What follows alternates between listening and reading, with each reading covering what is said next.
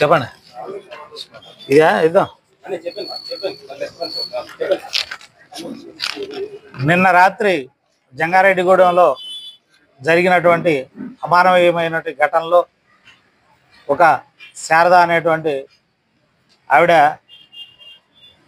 తను భర్తను వదిలేసి వచ్చి చిన్న పిల్లలు 2 పిల్లలతోటి వచ్చేసి జంగారెడ్డిగూడెంలో కాపురం ఉంటూ ఇక్కడ వేరే ఒక అతనితో పవన్ కుమార్ అనే అతనితో అక్రమ సంబంధం ఏర్పరచుకొని అతనితో ఉండే సందర్భంలో వీళ్ళిద్దరు ఏకాంతానికి ఇబ్బందికరంగా ఉందనే కారణంగా అతను ఈ చిన్నపిల్లల్ని తరచుగా హింసిస్తూ ఛార్జింగ్ వైర్తో అట్లా కొట్టడం అనేది జరిగింది.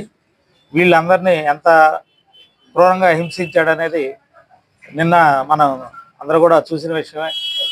దానిలో నిన్నటి రోజున అతను ఈ పిల్లాడిని పట్టుకొని కొడతా ఉంటే దారిని వెళ్ళే వాళ్ళు ఈ పిల్లాడి అరుపులు విని ఆ పిల్లాడి రెస్క్యూకి రావడం జరిగింది. వెంటనే పోలీసుకి అనుకోవడం, ఎస్ఐ గారు వెళ్ళి వీళ్ళని హాస్పిటల్లో జాయిన్ చేయడం కూడా జరిగింది. ఈ సందర్భంగా అతను ఆ క్షణం అక్కడి నుంచి ఇమీడియట్గా పారిపోవడం జరిగింది. ఈరోజు అతన్ని కూడా అరెస్ట్ చేసి ఇక్కడ గుట్ట దగ్గర అతను దాక్కొని ఉన్నాక మన ఎస్ఐ గారు అక్కడ ఉన్నటువంటి స్థానికుల సహకారంతో ఇతన్ని వెతికి అక్కడ అరెస్ట్ చేయడం జరిగింది. అతను కూడా కోర్టులో రిమాండ్కి పంపించడం జరుగుతుందండి. ఈ కేసులో తల్లి మీద కూడా కేసు ఉంటుంది. తల్లి మీద కూడా కఠినమైన చర్యలు ఉంటాయి. గతన అరెస్టులు కాదు.